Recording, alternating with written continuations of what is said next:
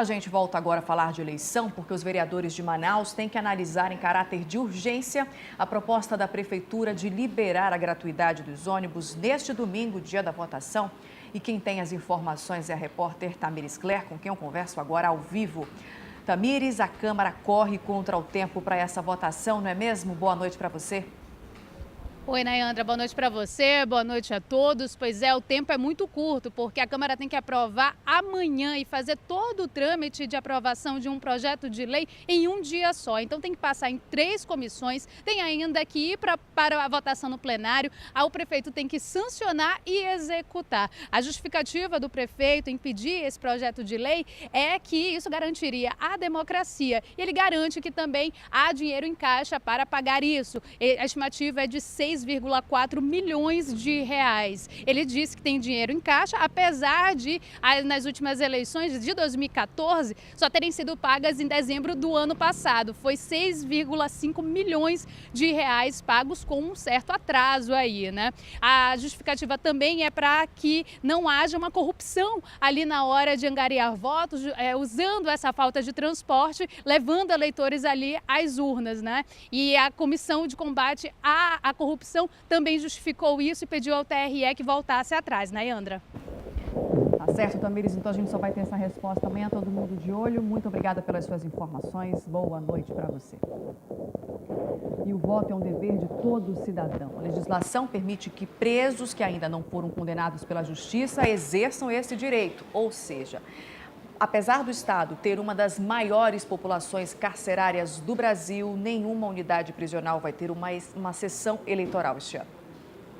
O Amazonas tem quase 6 mil pessoas no sistema carcerário. Destes, cerca de 3.300 são presos provisórios, ou seja, não foram condenados pela Justiça. Apesar disso, de acordo com o Tribunal Regional Eleitoral, nenhuma das unidades prisionais do Estado atingiu um número mínimo de detentos aptos ao voto. Por isso, eles vão apenas justificar a ausência no pleito. Para que nós montássemos uma sessão eleitoral, nós precisaríamos de um retorno de um interesse de pelo menos 20 presos, né, e manifestar o interesse de votar. E isso não aconteceu.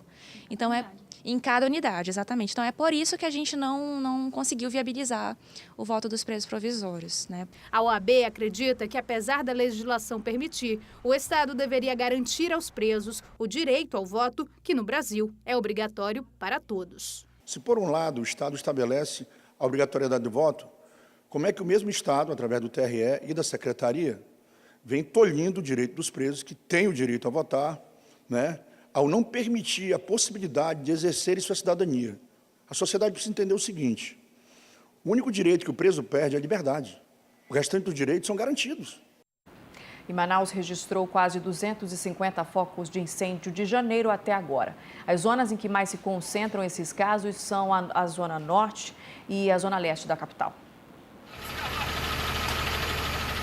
Essas imagens foram feitas na madrugada, na colônia Antônio Aleixo. As chamas se espalharam rapidamente pelo terreno de 700 metros quadrados. O Corpo de Bombeiros foi acionado e evitou que o incêndio atingisse as casas ao redor. De janeiro a setembro, a Secretaria Municipal de Meio Ambiente registrou 249 focos de incêndio na área urbana de Manaus, a maioria nas zonas norte e leste. No mesmo período do ano passado, foram 302 denúncias de focos de queimadas. Segundo a subsecretária, por questões culturais, muitos moradores ainda queimam o lixo no quintal, prejudicando a natureza e a saúde das pessoas. Desde o ano passado, a gente tem mandado a SEMAS, por meio da fiscalização e educação ambiental, sensibilizar as pessoas, né? Mostrar os prejuízos à saúde, os prejuízos ao ambiente e, por que não, falar da multa em caso de reincidência. Isso é feito nos trabalhos de educação ambiental.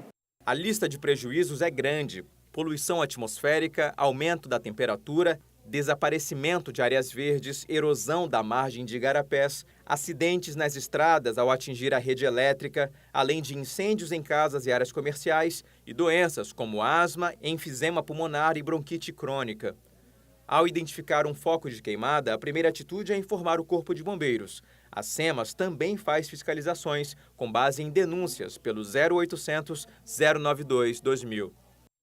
E a seguir você acompanha a tradicional bênção dos animais em homenagem a um dos santos mais importantes da fé católica, São Francisco de Assis. Agora são 6h20, eu volto já.